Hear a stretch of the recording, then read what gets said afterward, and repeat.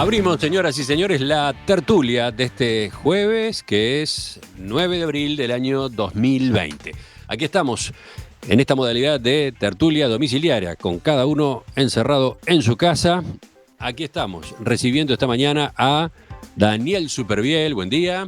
Muy buenos días para todos, un gusto estar en contacto con la prestigiosa audiencia en Perspectiva. Y aquí está Daniel con sus cuadros, con sus obras, con sus óleos de fondo. Después nos contará algo sobre ellas. Seguimos. Esteban Valenti, buen día. ¿Me estás viendo? Buenos días, Esteban. buenos días a todos. Buenos días a todos. Un placer tener abierta otra ventanita más amplia, colegas y amigos de Perspectiva. Sí, hay en el caso de Esteban un fondo, ¿qué? Color crema, no sé, son unas cortinas. No, es la cortina, porque yo tengo puesto la pantalla, el equipo, mirando hacia la ventana. Entonces, si levanto la persiana, no me ven una silueta. Perfecto. Y no ayuda a mi imagen. Seguimos saludando a Carlos Ramel ahora, buen día. Buen día a todos, ¿cómo están? ¿Bien? Muy bien. Y por último, el saludo va para quien hoy participa después de meses, diría, como invitado, Miguel Fernández Galeano también, buen día. Buen día, un gusto de estar con ustedes. Vamos, si les parece, al primero de los temas.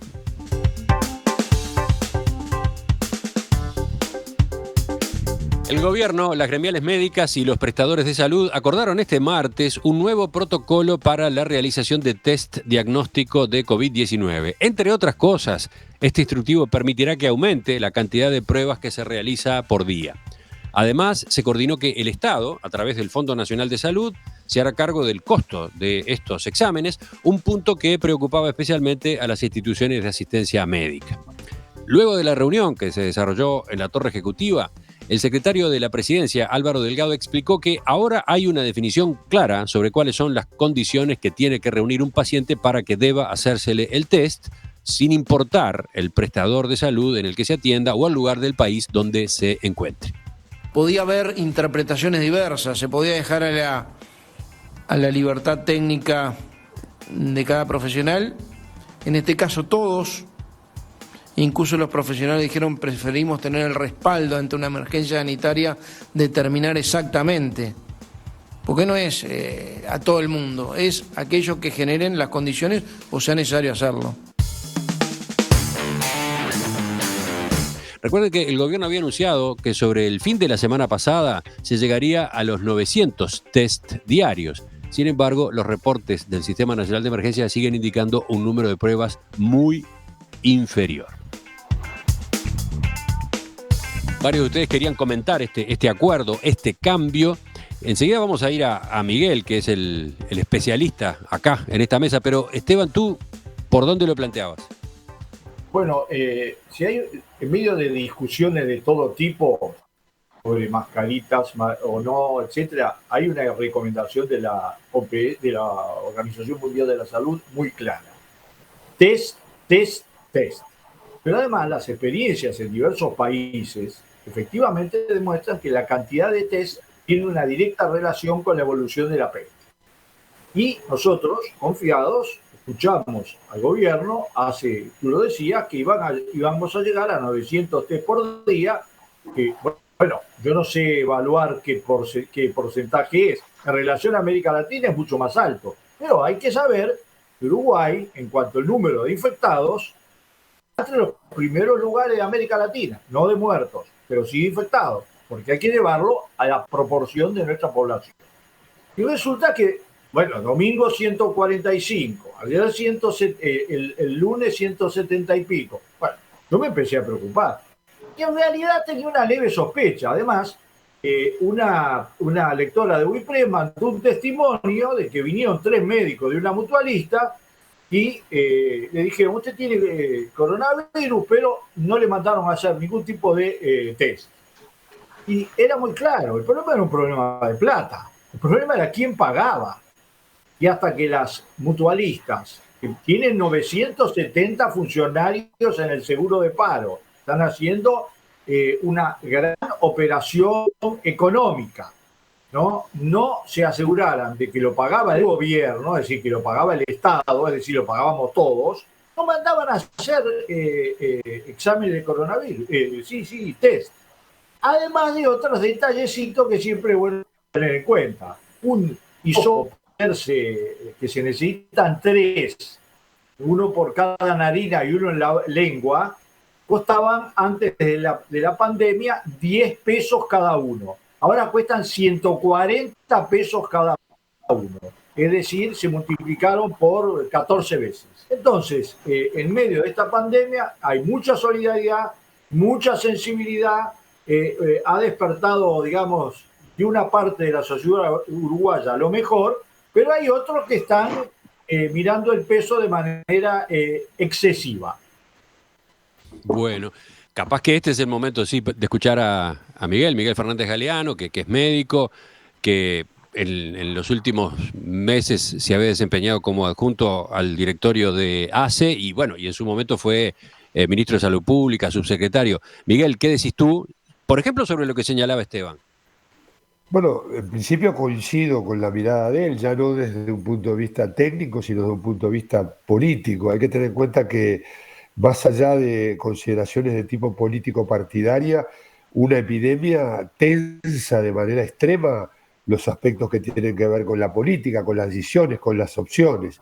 Y comparto con Esteban que efectivamente aquí lo que está planteado respecto a los test es, en primer lugar, el número, la cantidad de test a hacer. En segundo lugar, la calidad de los test, porque no podemos tener falsos positivos que de alguna manera puedan también llevarnos a no conocer la realidad.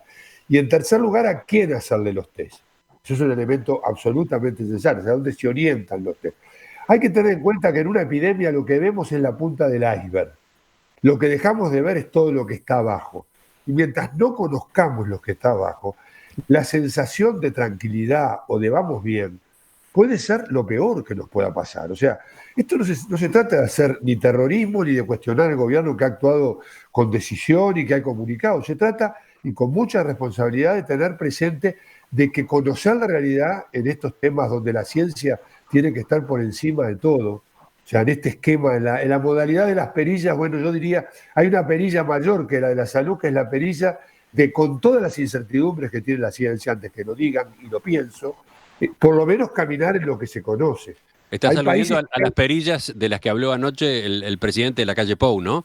Él se refería a un tablero de control imaginario donde el gobierno está controlando, está manejando 3 perillas, una la sanitaria, que es la principal, y después otra la social, otra la económica, ¿no? Y yo creo que de acuerdo con ese orden de perillas, estoy totalmente de acuerdo, ¿eh? Yo también estoy de acuerdo con esas perillas, pero lo que quiero con mucha claridad decir es que esas perillas, las sanitarias, requieren de manejar y de moverse con algunas decisiones que hay que tomar. Que yo no diga que el gobierno no las va a tomar. Lo que digo con mucho énfasis es que es necesario saber dónde tenemos los problemas. Y los problemas los tenemos desde el punto de vista sanitario, desde el punto de vista epidemiológico, en identificar efectivamente cuál es la magnitud del problema en los portadores asintomáticos. Eso en cualquier epidemia está en el ABC, en el Visiken, en la revista más clásica de epidemiología. Tenemos por reinventar la manera de pararse frente a este tema. Es muy importante avanzar. Por cierto que hay un desafío logístico muy importante, hay un desafío financiero que no debía existir, y acá complemento lo que dijo Esteban. Si este no es el momento para decirle al mercado de la salud, ese mercado tan exigente siempre, regulo precios. Si este no es el momento de decirle al prestador, hágase cargo que el Estado va a ver después de qué manera racional va a garantizar la sustentabilidad, ¿cuál es el momento de que la salud tenga efectivamente una prioridad? Entonces, desde ese punto de vista, yo creo que las decisiones de gobierno, es decir, las decisiones de darle prioridad a la salud, incluyen la posibilidad de tener una conducta absolutamente donde el Estado ejerza. Es discutible el papel del Estado respecto a las limitaciones de la libertad. Yo creo que no debería ser discutible el papel del Estado en relación a cómo se para con el mercado y con los intereses del mercado, con la racionalidad que el tiene. Si no hay insumos porque están captados en el resto del mundo, Habrá que ver la manera de generarlo. Hay un acuerdo entre la UDELAR, el Instituto Pasteur y una empresa privada, Taigem, de crear, de producir en un mes, con el apoyo de la ANI, y esas son capacidades acumuladas que tiene el país, 10.000 kits dentro de un mes. Entonces, hay que caminar y transitar por ese camino, pero sabiendo que tenemos que conocer la realidad y que en ningún caso en la logística de este tema se debió haber tenido el criterio de que, por ejemplo, las direcciones técnicas decidieran quién era el que tenía que hacerse el test y quién no. Hay que definir un protocolo que ya se definió. Creo que hay que avanzar en ese protocolo. Los asintomáticos no están comprendidos. Ahí está, Uruguay, los asintomáticos no están comprendidos, ese es un planteo que viene de la audiencia, ¿no? No tendría que irse más allá, justamente. yo creo que hay que construir las capacidades para tomar las decisiones. Tampoco yo hago un planteo de tipo irresponsable en el sentido de, hay un tema de enfoque situacional. ¿Cuál es la capacidad que tengo? En ese sentido, el gobierno ha definido el tema de ir por etapas y ir enfrentando la situación de una manera que se podrá discutir más allá, más acá las medidas, pero que es interesante, el de un enfoque estratégico.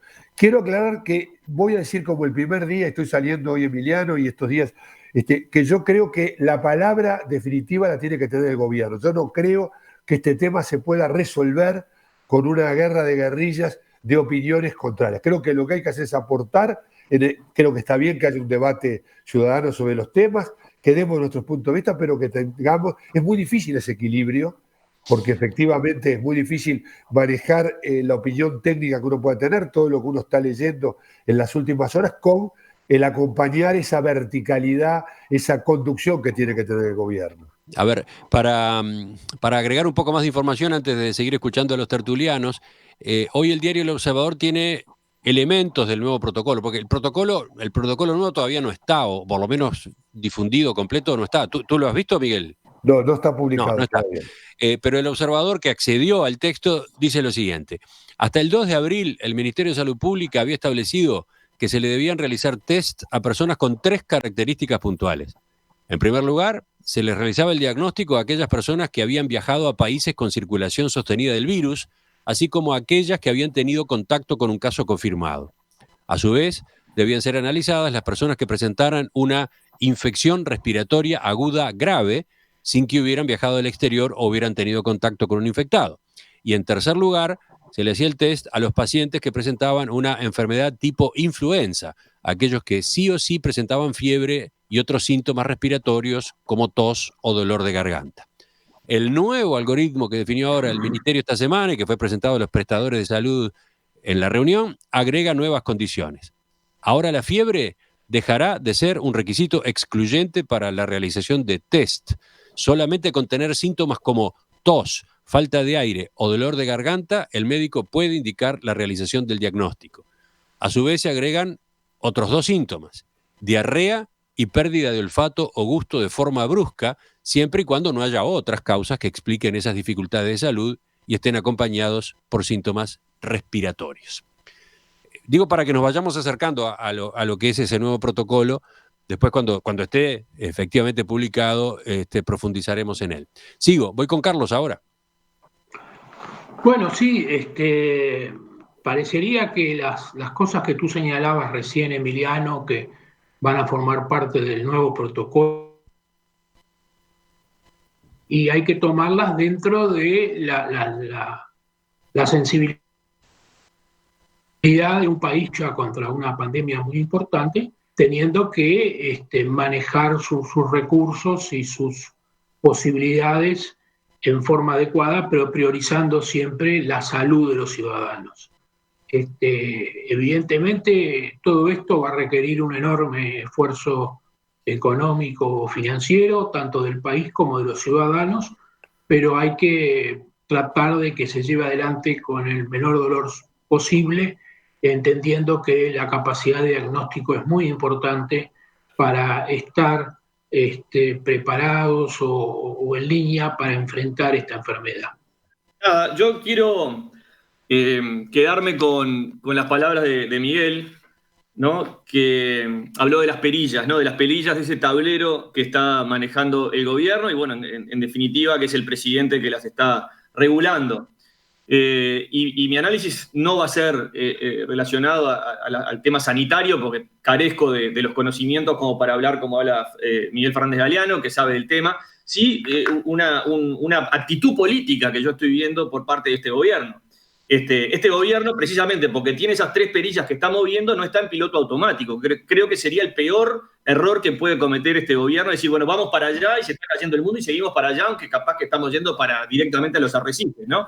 Creo que este gobierno ha dado claras señales de escuchar, de estar abierto a cambiar y de estar navegando día a día con la hoja de ruta, modificándola día a día en función de las demandas y en función de las decisiones que está aprendiendo a tomar a medida que la pandemia desembarca en Uruguay, aparentemente no con la violencia que ha desembarcado en otros países. Entonces, en ese sentido, las decisiones de aprobar un protocolo con diferentes actores de los diferentes estamentos que hacen a la salud pública y a la salud privada, terminaron en un acuerdo donde el SMU y las mutualistas dijeron, bueno, ahora estamos todos unidos en esto, vamos todos hacia este protocolo. Aparentemente, por lo que estuve leyendo de Albornoz, había alguna falta de hisopos, había faltas de reactivos, y bueno, se están acomodando, el Uruguay y su sistema sanitario se está acomodando para poder hacer frente a una pandemia que nos pasó para arriba como un tsunami.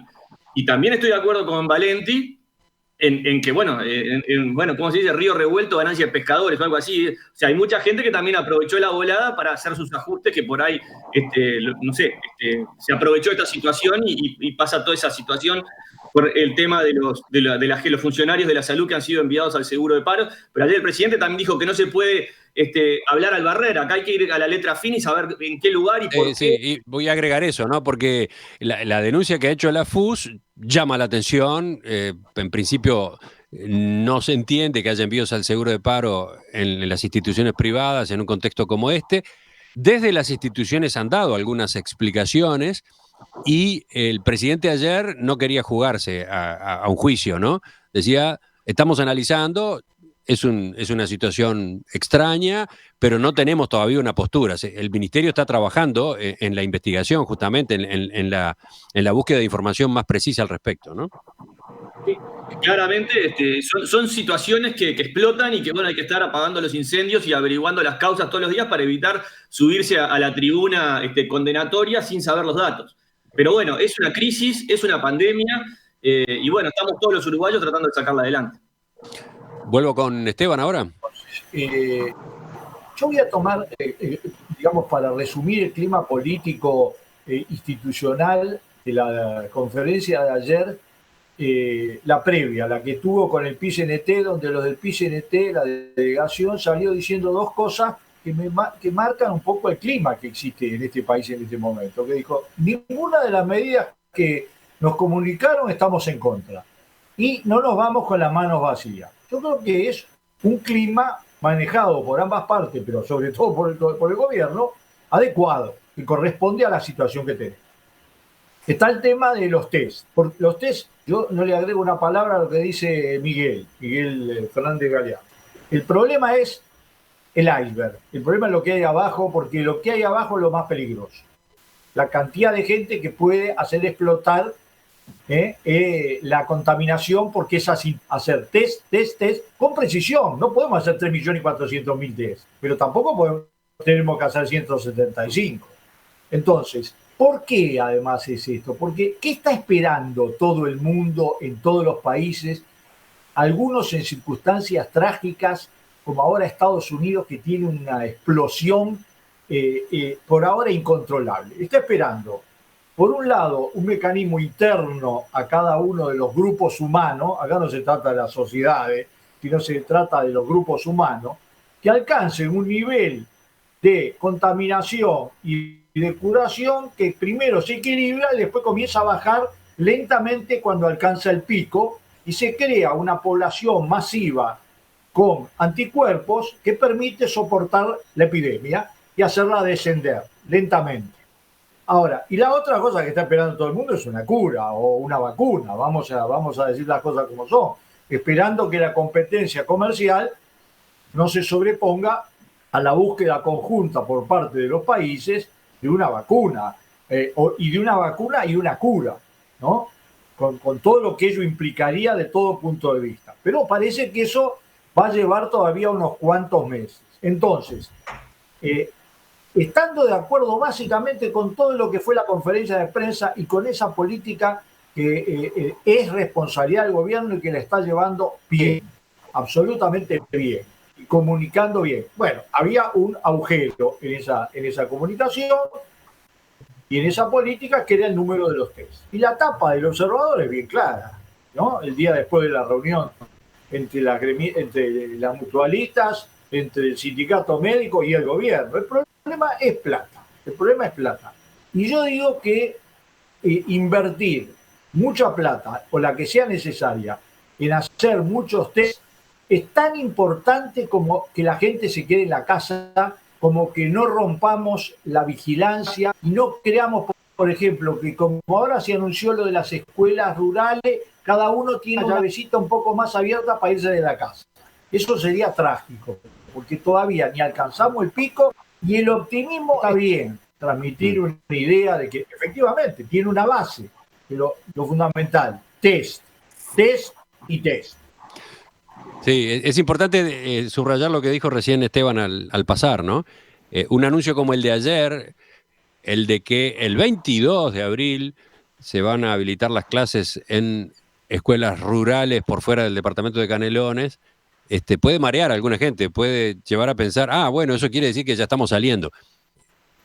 Definitivamente no estamos saliendo, simplemente dentro del marco de restricciones que se ha adoptado, bueno, se entiende que esa es una variante que se puede autorizar, pero no implica para nada que todas las demás conductas aconsejadas, que todas las exhortaciones que se han hecho con respecto a quedarse en casa caigan o se atenúen, ¿no? Miguel, ¿sobre eso querés agregar algo?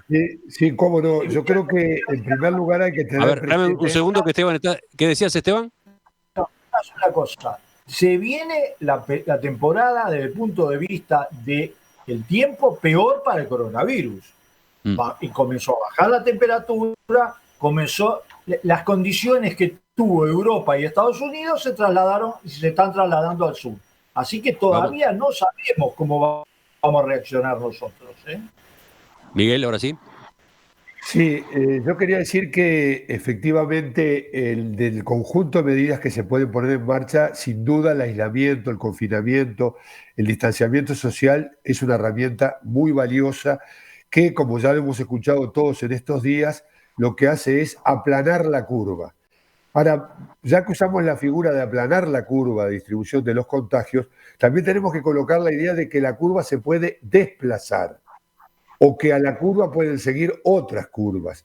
Por lo tanto, la herramienta de confinamiento es condición necesaria, pero no suficiente, si no se agrega un conocimiento, una vigilancia epidemiológica activa que nos permita conocer cuál es la situación que tiene epidemiológicamente la población para manejar dos aspectos: en qué grupos de población continuar con la cuarentena y qué grupos empezar a liberar de la cuarentena para poder desarrollar y volver a activar vuelvo acá a citar del gobierno, los motores de la economía. Entonces, yo tengo la impresión de que ese equilibrio, o sea, a las perillas generales de lo sanitario, lo social y lo económico, están las perillas de lo sanitario, está el comando de lo sanitario, donde no nos podemos poner a opinar en la plaza pública, pero donde sí tenemos que colocar tres ideas que yo quiero colocar hoy en un esfuerzo de comunicación. Primero,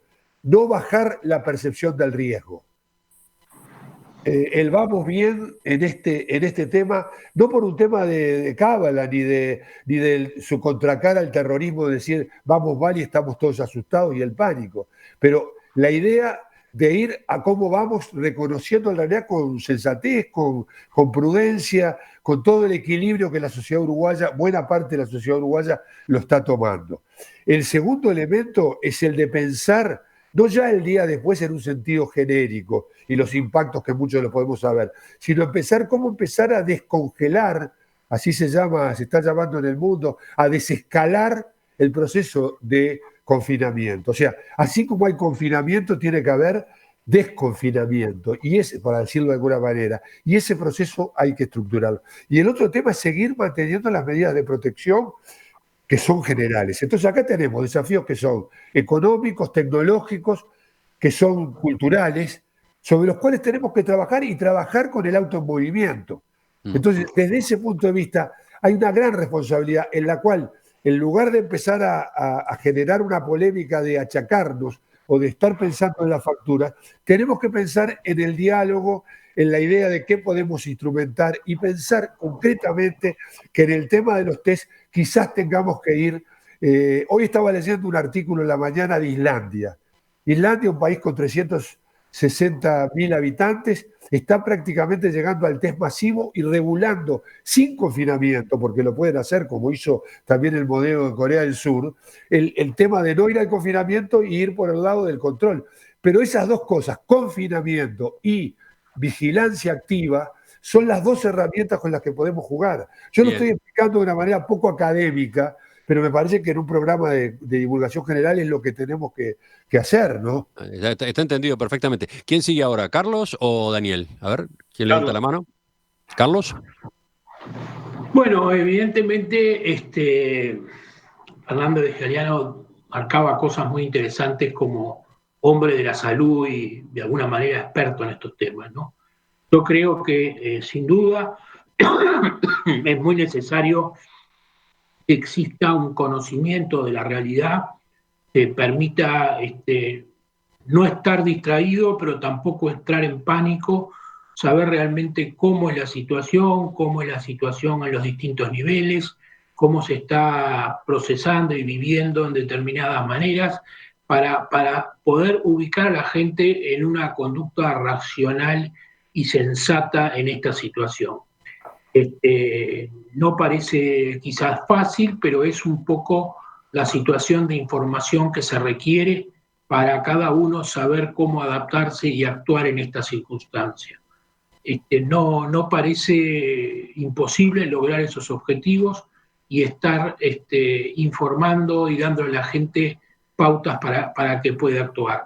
Estos temas no son fáciles, a veces la gente piensa que nosotros somos todólogos, que de todo opinamos y sabemos, pero lo único que podemos hacer en materias que claramente nos superan es poner sentido común, poner lógica y poner el buen criterio de escuchar y atender a los que por su formación o por su especialidad manejan estos temas. Daniel. Yo voy a poner una cosa que me pasó ayer y plantear un temor arriba de la mesa de la tertulia, ¿no?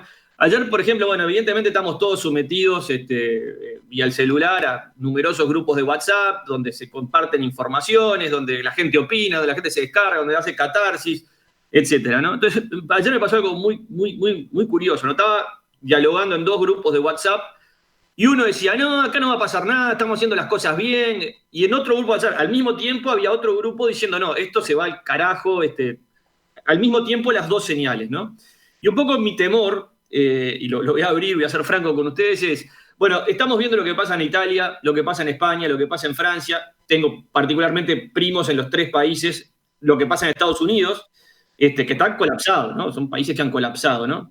Entonces, ahí viene mi duda, ¿no? Es, bueno, muy bien, ¿por qué no va a pasar eso en Uruguay? O sea, ¿por qué no va a pasar eso en Uruguay? ¿Qué estamos haciendo para que eso no pase? Y por otro lado digo, bueno, también hay otros países, República Checa, Corea del Sur y otros que también tengo gente que está por ahí que me dice, bueno, acá se logró controlar. Ahí entra el tema de los test masivos. Entonces, yo creo que navegamos en un mar de confusiones en pleno de la tormenta y creo que sí hay que hacerle caso al gobierno y que el gobierno le haga caso a los científicos. Y no hay mucho tiempo para librepensadores y para reinterpretaciones, sino encolumnarse en esta estrategia y chau, y hacernos cargo de lo que pase. Eso es un poco las reflexiones y mis temores en estos momentos. Se nos terminó el tiempo para este tema. Capaz que Miguel quiere agregar algo breve. Sí, de acuerdo con gran preeminencia de lo que la ciencia hasta ahora sabe y sobre todo de las experiencias positivas que han habido en algunos países, que hay que adaptarlas a nuestro marco cultural y a nuestras posibilidades tecnológicas y financieras, pero las financieras yo diría, y veo un gobierno que debería estar pensando cómo escalar mucho más el tema de los test para tener no es necesario que se sea el 100% de la población. Ningún país lo hizo, ni siquiera Islandia. De lo que se trata es elegir bien los grupos y armar el proceso de desmontaje de la cuarentena, porque si no, es la cuarentena eterna. Y hay una metáfora que a mí se me ocurrió estos días, digo, de la idea de que esto no es ponerse abajo en un bombardeo, ponerse en la parte de abajo de una piscina.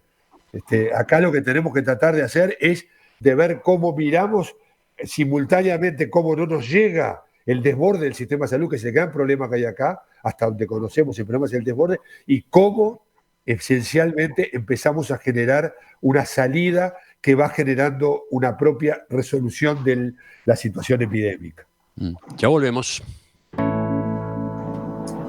Seguimos en la tertulia dentro de unos minutos.